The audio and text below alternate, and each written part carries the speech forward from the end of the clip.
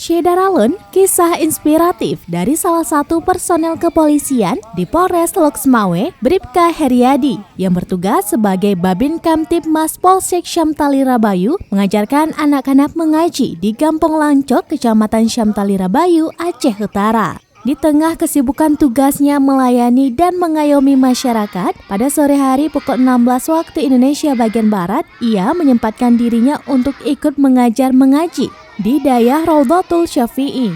Pengajian itu juga dihadiri Kapolsek Syamtali Rabayu, Ibtu Lilis Mas Suryani bersama personel serta pimpinan Dayah.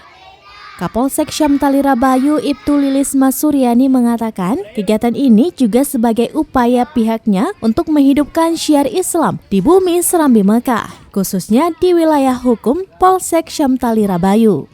Menurut Kapolsek, anggota Polri juga dituntut profesional dalam mengayomi dan melayani masyarakat, sehingga tidak heran pihaknya juga menjalankan tugas dengan berkeliling desa untuk memantau situasi dan kondisi dari dusun ke dusun. Dari Loksmawe, Zaki Mubarak, Serambian TV.